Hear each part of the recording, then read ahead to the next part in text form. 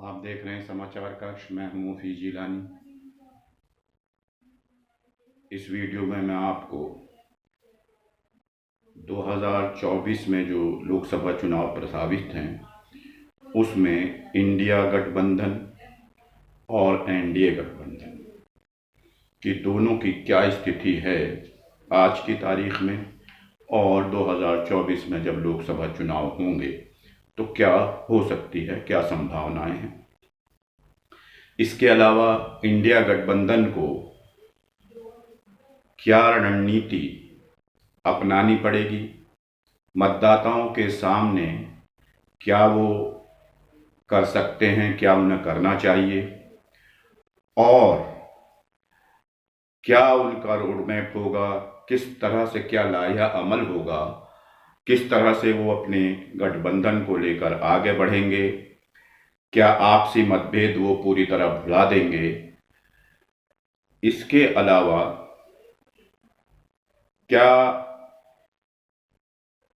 आज की पोजीशन में वो जिस तरह से उनकी कारकर्दगी चल रही है अभी तक, क्या वो इंडिया गठबंधन जो इंडिया अलायंस है, Indian national developmental inclusive alliance विपक्षी पार्टियों का, वो एनडीए को, प्रधानमंत्री नरेंद्र मोदी के नेतृत्व वाले एनडीए को चुनौती देने की स्थिति में है या नहीं। इन सब चीज़ों पर मैं आपको 1-to-1 बातचीत करूंगा।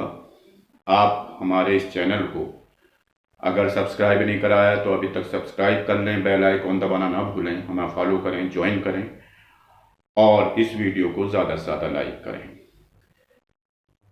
इंडिया गठबंधन की तीसरी बैठक जो मुंबई में होनी थी, बहुप्रतीक्षित थी, बहुत ज़्यादा इस पर निगाहें लगी हुई थी, वो समाप्त हो गई। उसका मीटिंग में उन्होंने एक कोऑर्डिनेशन कमेटी और कुछ सब कमेटियाँ बनाई हैं जो मुख्तलिफ मुद्दों को पर विचार करेंगी। और सबसे अहम जो बात हुई है वो सीट शेयरिंग को लेकर हुई है।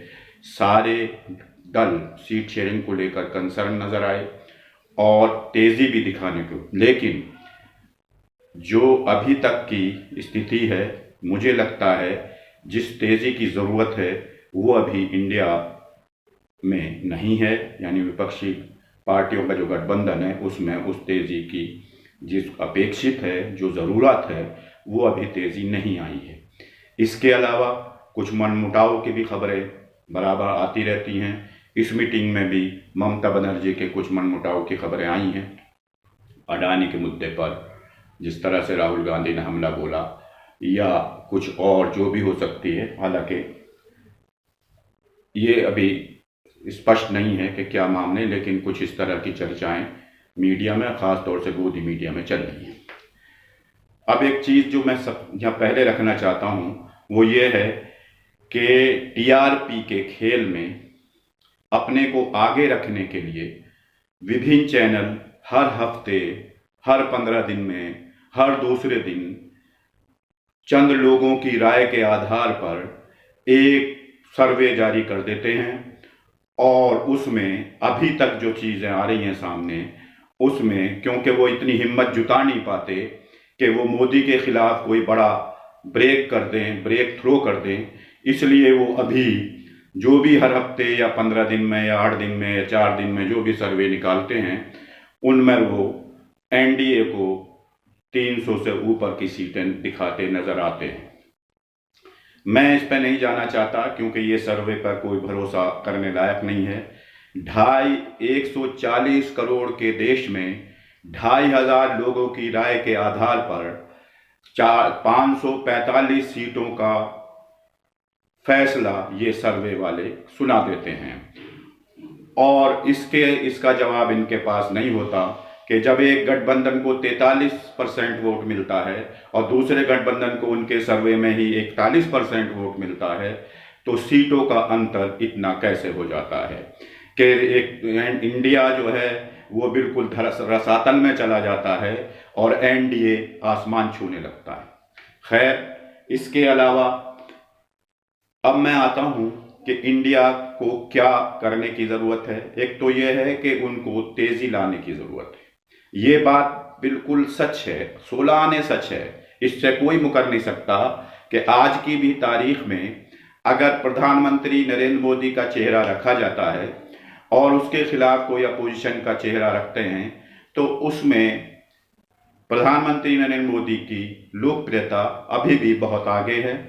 और उसके ऊपर जो मीडिया का परसेप्शन बनाने का तरीका है वो उनके पक्ष में उनको और मजबूत करता है। खास तौर से गोदी मीडिया जिस तरह से मोदी को लेकर परसेप्शन बनाता है, ये मैं इस बात को बिल्कुल एक्सेप्ट करने को तैयार हूं कि मोदी की छवि अभी और उनकी जो लोकप्रियता है बहुत आगे है, चाहे राहुल गांधी हों, चाहे खड़गे हों, चाहे ममता बनर्जी हों, अरविंद केजरीवाल हों, नीतीश कुमार हों, सबके मुकाबले में। लेकिन इसके साथ ही ये मैं कहना नहीं मतलब चूक सकता कि इसमें गोदी मीडिया का बहुत बड़ा रोल है और ये जो तथाकथित सर्वे एजेंसीज हैं, क्योंकि ये 1000, 2000, 2500, 3000 लोगों की राय पर बहुत बड़ी उछाल दिखा देते हैं। लेकिन इस सब के बावजूद आपको अगर एनडीए का मुकाबला करना है, प्रधानमंत्री नरेंद्र मोदी को शिकस्त देनी है, तो इंडिया को तेजी लानी होगी अपने कार्यक्रमों में और अपने सारे मतभेद भुलाने होंगे। और ये नैरेटिव मतभेद भुलाने का ये परसेप्शन पेश करना होगा जनता के सामने। जनता को ये भरोसा दिलाना होगा कि आपकी जो तकलीफें हैं, आप जिन चीज़ों से परेशान हैं, आप जिन चीज़ों को कंसर्न करते हैं, उसके लिए उन चीज़ों को पूरा करने के लिए, आपके परेशानियों को दूर करने के लिए, आपकी दिक्कतों को दूर करने के लिए हम मोदी जी का विकल्प हैं। ये इंडिया को एक परसेप्शन बिल्ड करना होगा, तभी ये मुमकिन है कि 2024 का चुनाव में एक मजबूत चुनौती इंडिया पेश कर सके। इसके लिए उसको क्या करना होगा, एक तो यह है कि उसे तेजी के साथ संयुक्त सभाएं और संयुक्त रैलियां करनी होंगी। दूसरा, और जैसा कि उन्होंने मुंबई की बैठक में डिक्लेयर भी किया है कि हम जल्दी से जल्दी इस पर काम कर रहे हैं, दूसरा यह है कि उनको जनता के सामने अपना विजन डॉक्यूमेंट जल्द से जल्द लाना होगा और उनके सामने ये पेश करना होगा कि अगर हम सत्ता में आते हैं तो हम आपके लिए ये चीज करेंगे। मान लीजिए उनको 5 ऐसी चीजें कम से कम रखनी होंगी, वादे करने होंगे जो ऐसे प्रभावी वादे होंगे जो जनता के दिलों को छूते हों, जनता के दिमाग को छूते हों और जनता के हित के हों। जैसे कि प्रधानमंत्री नरेंद्र मोदी सिर्फ वादों और जुमलों के आधार पर जनता को अपने फेवर में करते हैं। इंडिया को उन जुमलों का तो सहारा नहीं लेना, लेकिन एक वादे जरूर उनके सामने रखने हैं और वो वादे ऐसे होंगे जो बिल्कुल जनता के सीधे टारगेट करते हों। यानी जैसे कि महिलाओं को लेकर, महिलाओं का कंसर्न है तो महिलाओं को बताना होगा कि हम आपके लिए क्या करेंगे, आपकी दिक्कतों के लिए क्या करेंगे, आप महंगाई से परेशान हैं तो हम महंगाई के मोर्चे पर ये चीजें करेंगे। बेरोजगार युवकों के सामने ये रखना होगा कि बेरोजगार आप हैं, हम रोजगार आपको दिलाने के लिए ये करने होंगे। हम सेंट्रल गवर्नमेंट की जो वैकेंसीज खाली पड़ी हैं उनको जल्द से जल्द, जब चुनाव सरकार हमारी बन जाएगी तो उसको जल्द से जल्द पूरा करेंगे, भरेंगे, ताकि आपको रोजगार मिल सके। और इस मोर्चे पर हम दूसरे भी रोजगार के साधन जुटाएंगे ताकि आपको नौकरी या रोजगार मिल सके। महंगाई और बेरोजगारी एक अहम मुद्दा है। तीसरा, किसानों के लिए क्लियर कट एक मैसेज देना होगा कि हम एमएसपी की गारंटी का कानून लाएंगे। ये वादा अगर इंडिया करता है तो एक बहुत बड़ा कदम इंडिया की तरफ से होगा और किसानों को निश्चित रूप से ये भाएगा और किसान इंडिया के साथ खड़ा होगा। इसके अलावा बॉर्डर सुरक्षा के मोर्चे पर क्लियर कट एक पॉलिसी रखनी होगी सरकार को, इंडिया को, कि वो जब सरकार में आएंगे तो चीन के साथ किस तरह का वो बर्ताव करेंगे या दूसरी जो सरहद हैं उन पर क्या उनका रुख होगा। इसके अलावा इकोनॉमिक पॉलिसी जो सबसे अहम है, आर्थिक मुद्दे पर इंडिया को क्लियर कट एक मैसेज देना होगा कि आर्थिक स्थिति के सुधार के लिए, अर्थव्यवस्था के सुधार के लिए, गरीबों की स्थिति में सुधार के लिए, गरीबी को कम करने के लिए वो क्या कदम उठाएंगे, क्या उनका विजन है, ये एक रखना होगा। इसके अलावा जातीय जनगणना जो महत्वपूर्ण है, इंडिया को सर्वसम्मति से एक प्रस्ताव लेकर आना होगा कि अगर उनकी सरकार बनती है तो हम जो 2011 में जातीय जनगणना हुई उसके भी आंकड़े जारी करेंगे। इसके अलावा नए सिरे से जो ड्यू है गणना, उसकी जो मरदमशुमारी है उसमें भी मरदमशुमारी जब कराएंगे तो जातीय जनगणना भी उसमें शामिल होगी। ये चीजें जब इंडिया लेकर आता है तब जाकर उनके सामने एक विकल्प एनडीए के सामने पेश कर पाएगा। इसके अलावा कांग्रेस को ज्यादा मेहनत करनी होगी, जहां पर उसका सीधा मुकाबला भारतीय जनता पार्टी से है। 200 से ज्यादा ऐसी सीटें हैं जहां पर भारतीय जनता पार्टी का सीधा मुकाबला कांग्रेस से है, और वहां पर 175 से ज्यादा सीटें, 190 सीटें के करीब है, जिसमें से 175 सीटें 2019 में जीती थी तो एनडीए ने। तो कांग्रेस को यहां पर इन 190-195 सीटों में ज्यादा सेंधमारी करनी होगी, ज्यादा मेहनत करनी होगी और ज्यादा अच्छा रिजल्ट देना होगा अगर उनको इंडिया को सरकार में लाना है। इसके अलावा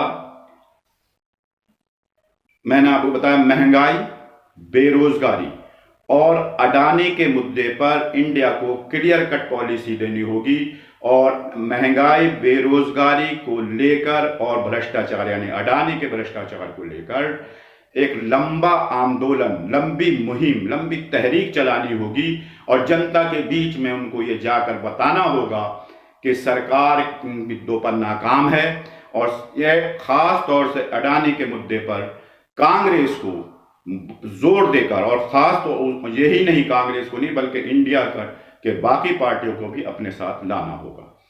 ये सब चीजें अगर वो करते हैं तो एक चुनौती एनडीए को दे सकते हैं, मोदी को चुनो। साथ ही ये तय करना होगा कि वो किसी भी गोदी मीडिया के परसेप्शन के चक्कर में ना पड़े। मोदी जी का या गोदी मीडिया जो रोज कहता है कि मोदी के मुकाबले कौन, मोदी के मुकाबले कौन, इससे प्रभावित होने की जरूरत नहीं है, बल्कि बीजेपी को अपनी पिच पर खिलाने की कोशिश करने की जरूरत है। बीजेपी की पिच पर अगर इंडिया चला गया तो भी इंडिया को नुकसान उठाना पड़ेगा। इसलिए जो वो उसके मुद्दे तय करने हैं उन्हीं मुद्दों पर रहना है। बीजेपी बराबर कोशिश करेगी, धर्म वाला मामला लाएगी, हिंदू मुस्लिम का मामला लाएगी, मोदी वर्सेस राहुल का मामला लाएगी, मोदी को गाली दे रहे हैं, ये सब चीजें लाएगी। इनका जवाब देने के बजाय इंडिया को अपनी पिच पर बीजेपी को खिलाना होगा। जो मुद्दे वो लेकर चलना चाहता है, जैसा कि मैंने बताया, अगर वो इन मुद्दों पर कायम रहता है तो निश्चित रूप से एक चुनौती पेश कर पाएगा। सब भारी चुनौती है, मुश्किल चुनौती है, इतना आसान नहीं है प्रधानमंत्री नरेंद्र मोदी के सामने खड़ा होना, क्योंकि लेकिन फिर भी मैं ये समझता हूं कि इलेक्शन खुला है। अब ये ये नहीं हुए कि मोदी को हराया नहीं जा सकता, हराया जा सकता है, लेकिन चुनौती बड़ी है। इस चुनौती का सामना किस तरह से इंडिया करता है, क्या इन चीज़ों पर वो जिस तरह से मैंने बताया वो आगे बढ़ता है या नहीं बढ़ता, ये तो आने वाला समय बताएगा। लेकिन महंगाई, बेरोजगारी, भ्रष्टाचार, अडानी, इसको लेकर एक बड़ी मुहिम की ज़रूरत है और इसको लेकर चलाना चाहिए। अडानी के मुद्दे पर सर्वसम्मति बनानी चाहिए सारी पार्टियों में, और उसको जोर शोर से जब तक उठाएंगे, उसको मुद्दे को जिंदे रखने की ज़रूरत है, तभी एक मोदी की पर डेंट लग सकता है, और वरना नहीं।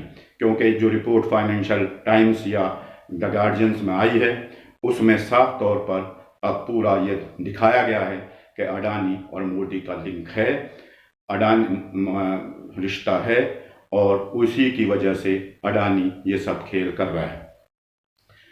तो मैं समझता हूँ कि इंडिया हो सकता है इन सब चीज़ों को मंथन कर रहा हो, ये मेरी अपनी राय है, और मंथन करता है तो बहुत अच्छी बात है, वेल एंड गुड। और अगर वो इसमें कहीं पछड़ता है, ये सब चीज़ें नहीं कर पाता है, तो मैं समझता हूँ कि मुश्किल और मुश्किल ये खेल है, ये मुकाबला है। देखते हैं क्या होता है। मैं मुफीज़ जिलानी आपसे अब यहाँ पर इजाज़त चाहता हूँ, इस रिक्वेस्ट के साथ कि आप हमारे इस वीडियो को ज़्यादा से ज़्यादा लाइक करें, शेयर करें, हमारे इस चैनल को सब्सक्राइब करें, बेल आइकॉन दबाना ना भूलें, हमें फॉलो करें, ज्वाइन करें। शुक्रिया।